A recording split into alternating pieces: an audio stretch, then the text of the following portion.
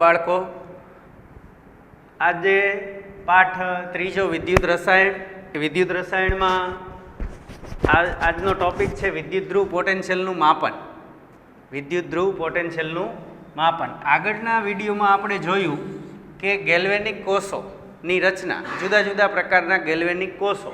તો એ જે ગેલ્વેનિક કોષની રચનામાં બે અર્ધકોષોનું જોડાણ કરી અને ગેલ્વેનિક કોષની રચના કરવામાં આવે છે. તો અર્ધકોષોની જે પોટેન્શિયલ છે, કોઈ એક અર્ધકોષ આપણે ઝીંક સલ્ફેટના દ્રાવણમાં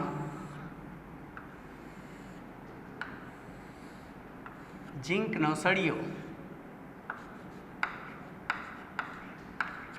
અર્ધકોષ એમ કહી છે કે આ અર્ધકોષનો વિદ્યુત ધ્રુવ પોટેન્શિયલ એ -0.76 વોલ્ટ છે. તો આ માપન કઈ રીતે કર્યું? કોઈ પણ અર્ધકોષનું વ્યક્તિગત કોઈ એક સિંગલ અર્ધકોષ હોય એનું માપન, એક જ અર્ધકોષનું પોટેન્શિયલનું માપન વ્યક્તિગત રીતે કરી શકાતું નથી. એનું વ્યક્તિગત માપન કરી શકાતું નથી. હું એમ કહું કે હું બહુ ફાસ્ટ દોડી શકું છું, હું ઝડપી દોડી શકું છું, કાં હું વધુ ખાઈ શકું છું. તો કઈ રીતે? કોઈકની સાથે સરખામણી કર્યા વગર માપન ન કરી શકાય. હું એમ કહું કે હું ઝડપી દોડી શકું છું, કોના કરતાં? મારી કેટેગરીના જે માણસની વ્યાખ્યામાં આવે એના કરતાં, ચિત્તા કરતાં. એટલે આ જે કંઈ આપણે એકબીજા સાથે સરખામણી કરશું ત્યારે આપણને મૂલ્યો નક્કી થશે. તો એવી રીતે આ જે અર્ધકોષો છે, આ અર્ધકોષોના પોટેન્શિયલ નક્કી કરવા માટે, એટલે કે જ્યારે કોઈ એક અર્ધકોષની બે અર્ધકોષોને જોડી અને એક કોષની રચના કરી ગેલ્વેનિક કોષની, તો એ ગેલ્વેનિક કોષનું પોટેન્શિયલ મેળવવું હોય તો અર્ધકોષનું પોટેન્શિયલ ખબર હોવી જોઈએ. તો આ અર્ધકોષના પોટેન્શિયલ નક્કી કરવા માટે એક પ્રણાલિકા બનાવી કે એના માટે એક એવો અર્ધકોષ તૈયાર કરવો, એવો વિદ્યુત ધ્રુવ તૈયાર કરવો કે જેનું પોટેન્શિયલ સ્વીકારી લેવામાં આવે અને અન્ય અર્ધકોષોના પોટેન્શિયલ એની સરખામણીમાં ગણવામાં આવે. એટલે કે એક સ્ટાન્ડર્ડ પોટેન્શિયલ, એક એવો અર્ધકોષ તૈયાર કરવાનો જેનો પોટેન્શિયલ નક્કી કરી લેવામાં આવે, એ પ્રમાણિત. એની સાપેક્ષમાં બીજાના પોટેન્શિયલ છે એ વધુ છે કે ઓછા, કેટલા વધુ છે, એ રીતે આપણે કોઈ પણ અર્ધકોષના પોટેન્શિયલનું માપન થઈ શકે છે. તો એના માટે રચના કરવામાં આવી પ્રમાણિત હાઇડ્રોજન વાયુ વિદ્યુત ધ્રુવ. પ્રમાણિત હાઇડ્રોજન વાયુ વિદ્યુત ધ્રુવની રચના કરવામાં આવી. એની સરખામણી, એની સાપેક્ષમાં, એની સરખામણીએ બધા અર્ધકોષોના પોટેન્શિયલ નક્કી કરવામાં આવે છે. તો એની સૌથી પહેલાં આપણે જોઈએ રચના. પ્રમાણિત હાઇડ્રોજન વાયુ વિદ્યુત ધ્રુવની રચના. એક પાત્રની અંદર 1 મોલર સાંદ્રતા ધરાવતું H+ આયનની સાંદ્રતા 1 મોલર હોય એવું દ્રાવણ ભરવામાં આવે. 1 મોલર H+ આયન ધરાવતું જલીય દ્રાવણ એક પાત્રમાં લેવામાં આવે. ત્યારબાદ એની અંદર પ્લેટિનમ બ્લેક નો ઢોળ ચડાવેલી પ્લેટિનમ ની પટ્ટી. આ દ્રાવણની અંદર પ્લેટિનમ બ્લેકનો ઢોળ ચડાવેલી પ્લેટિનમની પટ્ટી, આ જે છે એના ઉપર પ્લેટિનમ બ્લેક એનો ઢોળ ચડાવેલો છે, એવી પ્લેટિનમની એક પટ્ટી આની અંદર ડુબાડવામાં આવે. એનું જોડાણ વાહક તાર સાથે કાચની પાતળી નળી દ્વારા કરવામાં આવે અને આ પટ્ટીના સંપર્કમાં હાઇડ્રોજન વાયુ રહે એ રીતનું વાયુપાત્ર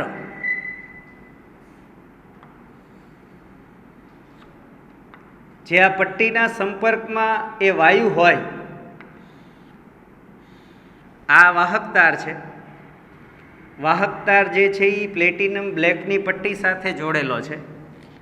આ વાયુપાત્ર ને H2 વાયુ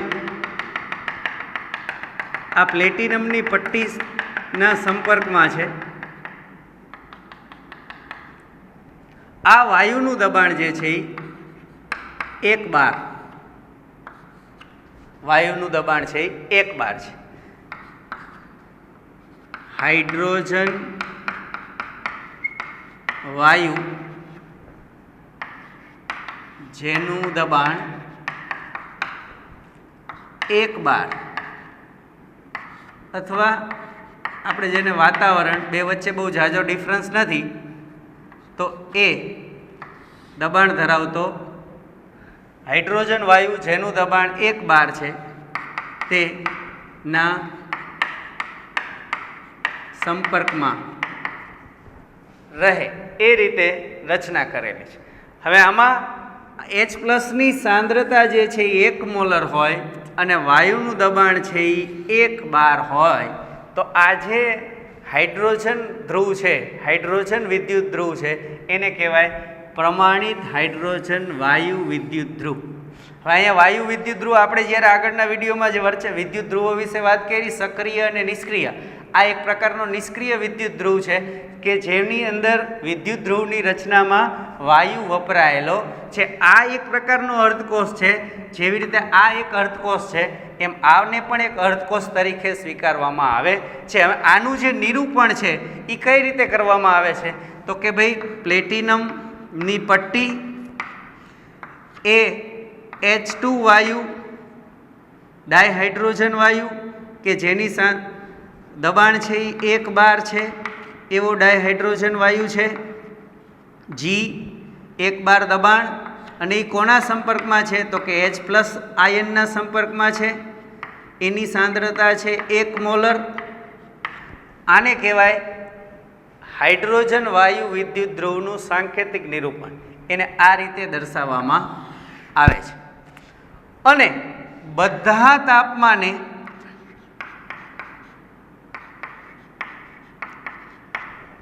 આ વિદ્યુત ધ્રુવનો પોટેન્શિયલ 0 સ્વીકારાયેલ છે.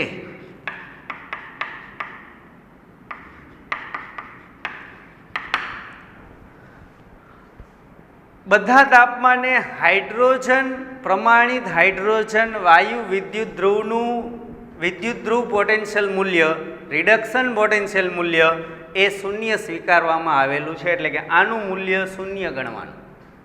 આનું મૂલ્ય જે છે એ 0 ગણવાનું.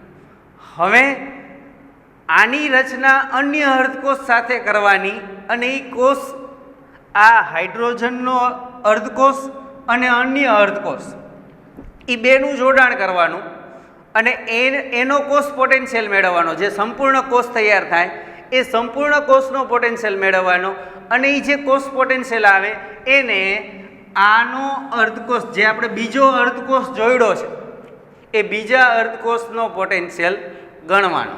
અને એમાં સ્પીસીસની સાંદ્રતા જે છે, આયનોની સાંદ્રતા છે એ 1 મોલર રાખવાની. એટલે એ જે છે એનો પ્રમાણિત વિદ્યુત ધ્રુવ, એ અર્ધકોષનો અન્ય અર્ધકોષનો પ્રમાણિત વિદ્યુત ધ્રુવ પોટેન્શિયલ કહેવાય. અને પ્રમાણિત વિદ્યુત ધ્રુવ પોટેન્શિયલ એટલે પ્રમાણિત રિડક્શન પોટેન્શિયલ. તો આ રચના એકવાર હજી સમજી લઈએ કે ભાઈ 1 મોલર H+ની આયનની સાંદ્રતા ધરાવતું એનું H+ આયનનું જલીય દ્રાવણ HCl લઈ શકાય, H2SO4 લઈ શકાય.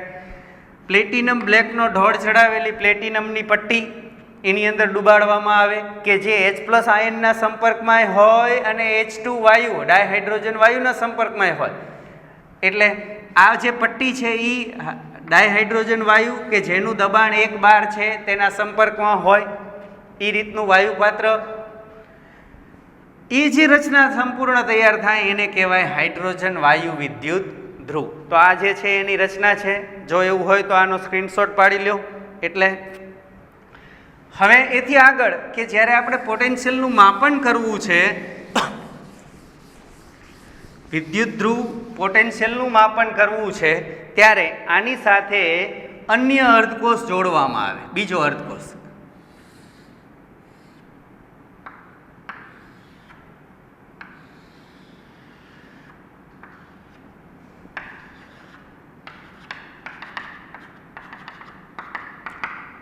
કોપર સલ્ફેટનું દ્રાવણ, એમાં કોપરની પટ્ટી, એનું જોડાણ છે એ આપણે આ અર્ધકોષ સાથે પ્રમાણિત હાઇડ્રોજન ધ્રુવ સાથે કરી દીધું. જો ક્ષાર સેતુની જરૂર છે તો ક્ષાર સેતુ પણ જોડી દીધો, જેથી જે વિદ્યુત વિભાજ્ય દ્રાવણ છે એ દ્રાવણમાં વીજભારની દ્રષ્ટિએ તટસ્થતા જળવાઈ રહે. તો આ જે રચના કરી, હવે પ્રણાલિકા પ્રમાણે સ્વીકારાયેલ પદ્ધતિ પ્રમાણે IUPAC એમ કીધું કે ભાઈ હાઇડ્રોજન પ્રમાણિત હાઇડ્રોજન ધ્રુવ ને એનોડ અને અન્ય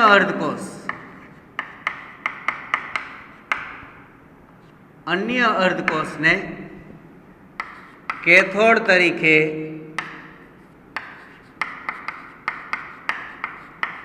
લેવામાં આવે છે. હાઇડ્રોજન ધ્રુવ છે એને એનોડ તરીકે લેવામાં આવે છે અને બીજો જે છે એને કેથોડ તરીકે લેવામાં આવે છે. અને એની વચ્ચે વોલ્ટમીટર જોડીને એનો પોટેન્શિયલ માપવામાં આવે છે. વોલ્ટમીટરમાં જે પોટેન્શિયલ દેખાડશે એ પોટેન્શિયલને આ અર્ધકોષનો પોટેન્શિયલ ગણવામાં આવે છે. કોષ પોટેન્શિયલ માટેનું સૂત્ર શું છે? તો કે ભાઈ E cell is equal to E right minus E left. એમાં આપણે આ જે બે અર્ધકોષો જોડ્યા છે, બે અર્ધકોષની અંદર જે વિદ્યુત વિભાજ્ય દ્રાવણ લીધું છે એમાં સ્પીસીસની સાંદ્રતા, આયનોની સાંદ્રતા જે છે એ 1 મોલર લીધી છે. એટલે આ જે પોટેન્શિયલ મળશે એ કેવો મળશે? પ્રમાણિત પોટેન્શિયલ મળશે. પ્રમાણિત પોટેન્શિયલ મળશે. હવે આ જે ડાબી બાજુનો જે એનોડ લીધો છે હાઇડ્રોજન, એ હાઇડ્રોજનનું વિદ્યુત ધ્રુવ પોટેન્શિયલનું મૂલ્ય 0 સ્વીકારવામાં આવ્યું છે, 0 સ્વીકારવામાં આવ્યું છે. તો અહીંયા EL એટલે 0. તો E સેલ મળશે, એ શું મળશે? E cell is equal to E right. આપણે જે જમણી બાજુ જે અર્ધકોષ જોડ્યો છે એ અર્ધકોષનું પોટેન્શિયલ મૂલ્ય મળશે. એટલે હાઇડ્રોજન વિદ્યુત ધ્રુવ સાથે જે અર્ધકોષને જોડવામાં આવશે એ અર્ધકોષનું પોટેન્શિયલ મૂલ્ય આપણને આ સંપૂર્ણ કોષ પોટેન્શિયલ છે એ હાઇડ્રોજન ધ્રુવ સાથે જોડેલા બીજા અર્ધકોષનું વિદ્યુત ધ્રુવ પોટેન્શિયલનું મૂલ્ય છે. આવી રીતે જુદા જુદા બધા અર્ધકોષોને આની સાથે હાઇડ્રોજન ધ્રુવ સાથે જોડવામાં આવે. હાઇડ્રોજન ધ્રુવ સાથે જોડી અને બધા અર્ધકોષના પ્રમાણિત રિડક્શન પોટેન્શિયલ, પ્રમાણિત વિદ્યુત ધ્રુવ પોટેન્શિયલનું માપન કરવામાં આવે છે. હવે એથી આગળ છે કે અહીંયા જે એનોડ બનશે અને કેથોડ બનશે, એનોડ બનશે અને કેથોડ બનશે. તો હવે જ્યારે આજે અર્ધકોષનું પોટેન્શિયલ માપ્યું આપણે, દાખલા તરીકે પ્લેટિનમ સાથે અહીંયા આપણે કોપરનો વિદ્યુત ધ્રુવ જોડ્યો આ હાઇડ્રોજન સાથે. હાઇડ્રોજન ધ્રુવ સાથે કોપરનો વિદ્યુત ધ્રુવ જોડ્યો તો કોસ પોટેન્શિયલ મૂલ્ય મળ્યું 0.34 વોલ્ટ. એ જે 0.34 વોલ્ટ આવ્યા કોપર સાથે આપણે જોડાણ કર્યું ત્યારે ધન, તો એ જે છે એ આપણે આ કોપરનું પોટેન્શિયલ મૂલ્ય ધન છે. એ કોપરનું જે અર્ધકોષનું રિડક્શન પોટેન્શિયલ કેટલું મળ્યું? ધન મળ્યું. હવે જો એની સાથે આપણે જો અહીંયા ઝીંકનું પોટેન્શિયલ જોડ્યો, ઝીંક સલ્ફેટનું દ્રાવણ હોત અને ઝીંકનો અર્ધકોષ જોડ્યો હોત, તો આ જે કોણાવર્તન જે છે એ કોણાવર્તનમાં ઇલેક્ટ્રોનનો જે પ્રવાહ જે છે અને વિદ્યુત પ્રવાહ, અહીંયા જ્યારે કોપર સાથે જોડ્યું હતું ત્યારે ઇલેક્ટ્રોનનો પ્રવાહ જે છે એ આ રીતનો મળ્યો. જ્યારે અહીંયા આપણે ઝીંક સાથે જોડ્યું, ઝીંક સાથે ઇલેક્ટ્રોન જે છે એ આમ જતા હતા, આ હાઇડ્રોજન ધ્રુવ પરથી કોપરના ધ્રુવ પર જતા હતા. કોપર સાથે જોડ્યો ત્યારે જ્યારે હાઇડ્રોજન ધ્રુવને ઝીંક સાથે જોડ્યો, ઝીંકના અર્ધકોષ સાથે જોડ્યો, ત્યારે ઇલેક્ટ્રોનનો પ્રવાહ જે છે એ જુદો મળ્યો. કઈ રીતે ખબર પડી? આ જે વોલ્ટમીટર જોડ્યું છે એના કોણાવર્તન પરથી પ્રવાહની દિશા ઉલટી મળી. તો જ્યારે પ્રવાહની દિશા ઉલટી મળી ત્યારે જે પોટેન્શિયલ મૂલ્ય મળ્યું, એટલે કે ઝીંક સાથે જ્યારે આપણે જોડ્યો છે ઈ cell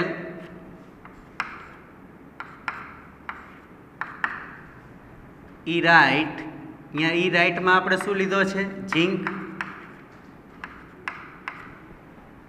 ઝીંકનું reduction potential Zn plus અને ઝીંક અને માઇનસ હાઇડ્રોજન.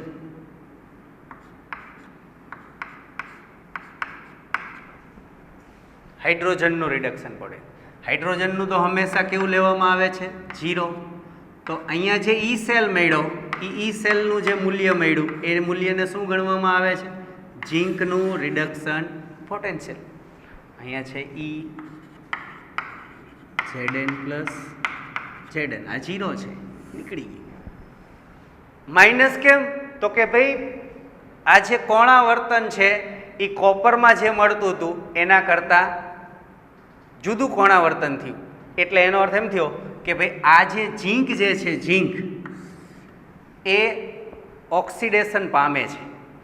એ શું પામે છે? ઝીંકનો વિદ્યુત ધ્રુવ જે છે એ ઓક્સિડેશન પામે છે અને જે હાઇડ્રોજન વિદ્યુત ધ્રુવ છે એ રિડક્શન પામે છે. જ્યારે કોપર સાથે જોડવામાં આવે છે, હવે અર્ધ પ્રક્રિયાઓ કઈ રીતની થાય બેમાં જોઈએ આપણે.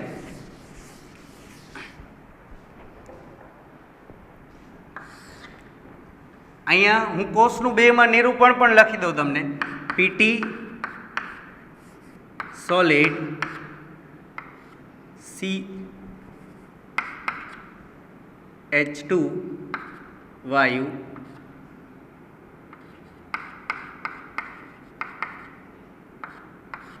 H પ્લસ,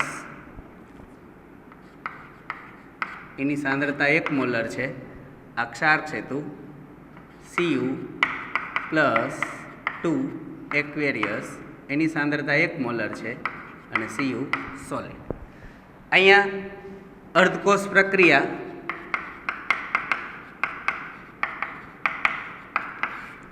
અર્ધકોષ પ્રક્રિયા ઓક્સિડેશન થશે. ડાબી બાજુ H2 એનું ઓક્સિડેશન થશે, ઇલેક્ટ્રોન ગુમાવશે, H પ્લસ આયન બનશે, દ્રાવણમાં જશે.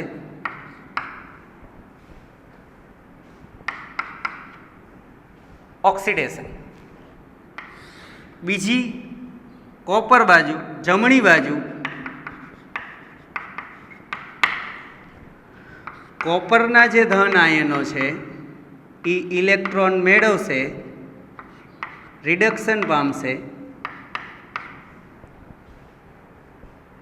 એટલે આ જે પોટેન્શિયલ છે એમાં હાઇડ્રોજન ધ્રુવ જે છે એ એનોડ તરીકે વર્તે છે અને કોપરનો જે ધ્રુવ છે એ કેથોડ તરીકે વર્તે છે.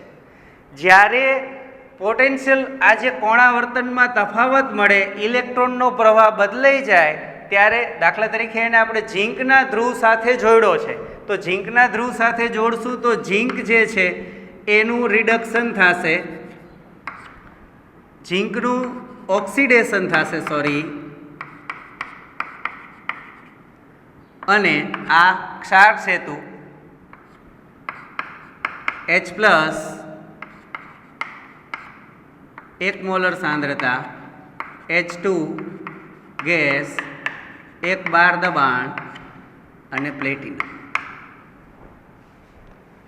તો ઝીંક સાથે જ્યારે જોડવામાં આવશે ત્યારે કોણાવર્તન જે વિરુદ્ધ મળે છે એના પરથી આપણે એવું કહી શકીએ કે પ્રણાલિકા પ્રમાણે હાઇડ્રોજન વિદ્યુત ધ્રુવ છે એને હંમેશા એનોડ તરીકે લેવામાં આવે છે અને અન્યને કેથોડ તરીકે લેવામાં આવે છે. પણ પ્રવાહની દિશા બદલાઈ જાય એના પરથી આપણે એવું કહી શકીએ કે ભાઈ હાઇડ્રોજનનું ઓક્સિડેશન થવાના બદલે જ્યારે સક્રિય એટલે કે વધુ સક્રિય ધાતુના જે વિદ્યુત ધ્રુવો છે કે જેના પોટેન્શિયલ મૂલ્યો, જેના રિડક્શન પોટેન્શિયલ મૂલ્ય ઋણ મળે છે, જેના પણ રિડક્શન પોટેન્શિયલ મૂલ્ય ઋણ મળે છે એ બધા જે છે એ ઓક્સિડેશન પામશે એટલે એ એનોડ બનશે અને ત્યારે હાઇડ્રોજન છે એ કેથોડ બનશે. ત્યાં કઈ પ્રક્રિયા થશે તો કે ત્યારે આ જે ઝીંક છે ડાબી બાજુ જે છે એ ઓક્સિડેશન થશે, ડાબી બાજુ જે ઝીંક છે એ ઓક્સિડેશન પામશે, ઝીંકના આયનો બનશે, એ ઇલેક્ટ્રોન જે છે એ વાહક તારમાંથી હાઇડ્રોજન ધ્રુવ પર આવશે, જમણી બાજુ H પ્લસના જે આયનો છે એ ઇલેક્ટ્રોન મેળવશે અને ડાયહાઇડ્રોજન વાયુ જે છે એ ઉત્પન્ન થશે.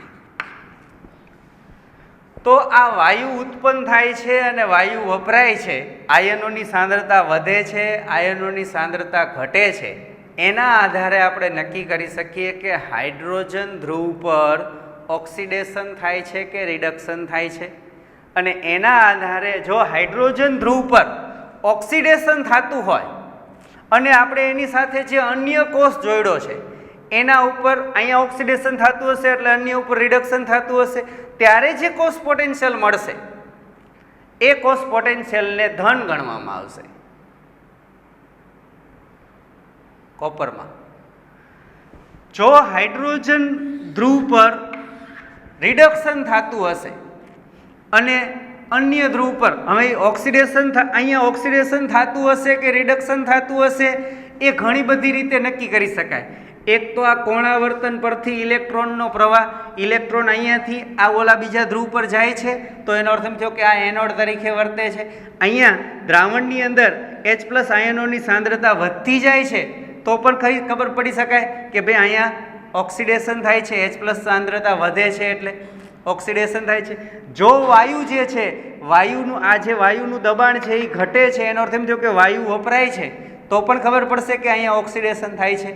કેટલી રીતે તો કે ઇલેક્ટ્રોનના પ્રવાહ પરથી, બીજું આયનોની સાંદ્રતા પરથી, ત્રીજું H2 વાયુના દબાણ પરથી.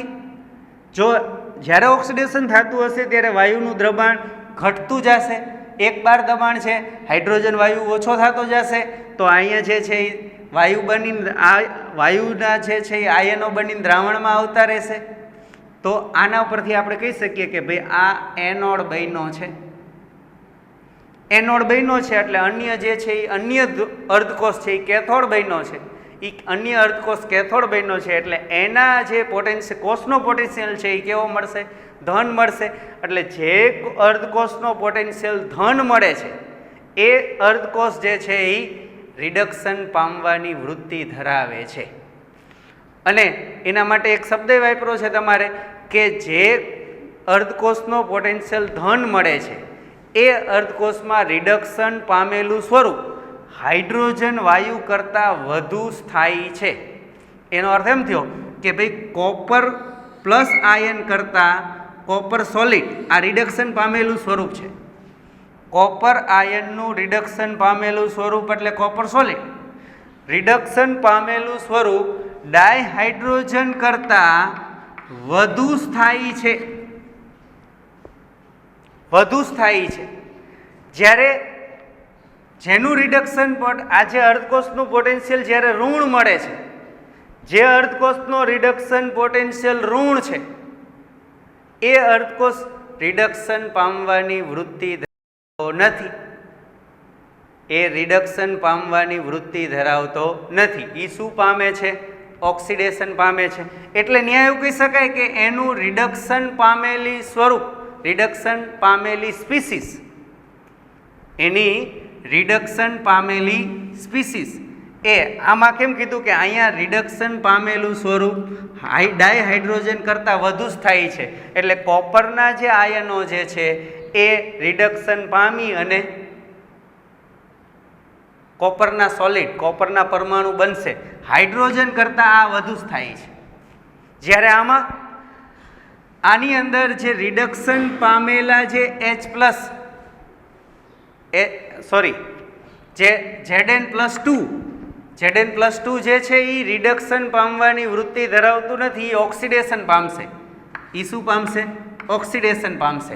એટલે જે સ્પીસીસ છે, ધન આયનો છે, Zn+ના ધન આયનો જે છે એ હાઇડ્રોજન વાયુ કરતાં આજે આના આયનો જે છે એ ધન આ હાઇડ્રોજન વાયુ કરતાં આના આયનો વધુ સ્થાયી છે. જ્યારે આમાં એના પરમાણુઓ હાઇડ્રોજન વાયુ કરતાં વધુ સ્થાયી છે. હજી સમજો એકવાર, આ જે છે Zn છે એ Znમાંથી Zn+2 બનવાની વૃત્તિ વધુ છે. જ્યારે કોપર છે એમાં કોપર+2માંથી કોપર સોલિડ બનવાની વૃત્તિ વધુ છે હાઇડ્રોજનની સાપેક્ષમાં.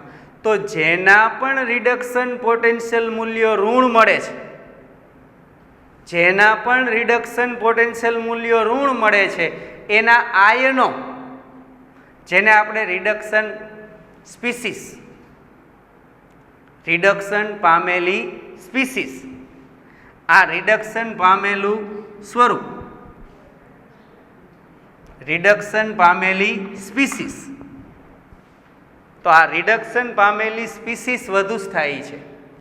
જ્યારે આમાં આજે હાઇડ્રોજન વાયુ કરતાં આજે કોપર ના જે પરમાણુઓ છે એ વધુ સ્થાયી છે. એટલે જ્યારે ઋણ મળશે, વિદ્યુત ધ્રુવ પોટેન્શિયલનું મૂલ્ય ઋણ મળશે, ત્યારે આપણે એવું કહી શકીએ કે ત્યારે આપણો જે આ કેથોડ, જેને જે હાઇડ્રોજન ધ્રુવ છે એને આપણે એનોડ સમજી છીએ, એ ખરેખર એનોડ બનતો નથી. શું બને છે? કેથોડ બને છે. તો આવી રીતે આપણે ઘણા જુદા જુદા બધા અર્ધકોષોનું પોટેન્શિયલ મૂલ્યો જે છે એ નક્કી કરવામાં આવે છે અને એ પોટેન્શિયલ મૂલ્યો નક્કી કરી અને એક રિડક્શન પોટેન્શિયલની એક શ્રેણી તૈયાર કરવામાં આવે છે. એ શ્રેણીને કહેવાય છે EMF શ્રેણી. કઈ શ્રેણી કહેવાય છે? EMF, ઇલેક્ટ્રોન મોટિવ ફોર્સ, વિદ્યુત ચાલક બળ. કોષનો EMF, જે અર્ધકોષનો જે EMF છે એ EMFની શ્રેણી મેળવવામાં આવે છે. જેમાં ફ્લોરિન જે છે, ફ્લોરિનમાંથી ફ્લોરાઇડ આયન બને, ફ્લોરિનમાંથી ફ્લોરાઇડ આયન બને. તો આનું જે રિડક્શન પોટેન્શિયલ મૂલ્ય છે એ સૌથી વધુ ધન છે શ્રેણીમાં. બરાબર? તો ત્યાં રિડક્શન પોટેન્શિયલ મૂલ્યો ધન છે, રિડક્શન પોટેન્શિયલ મૂલ્યો ઋણ છે. હવે આપણે આગળના ગેલ્વેનિક કોર્સમાં વાત કરી હતી કે જેનું રિડક્શન પોટેન્શિયલ મૂલ્ય ઓછું હોય એ એનોડ બને. તો જ્યારે આનું મૂલ્ય ધન મળતું હોય, આનું તો શૂન્ય છે, તો એ એનોડ બનશે. જ્યારે આ અન્ય અર્ધકોષનું મૂલ્ય ઋણ મળતું હોય, ત્યારે ઋણ મળતું હોય તો 0 ઓછા કહેવાય કે ઋણ ઓછા કહેવાય? ઋણ ઓછા કહેવાય. તો ઋણ ઓછા કહેવાય તો એ એનોડ બનશે. જેનું રિડક્શન પોટેન્શિયલ મૂલ્ય ઓછું હોય એ એનોડ બનશે. ઠીક છે? તો આવી રીતે આપણને EMF શ્રેણી મેળવવામાં આવે છે.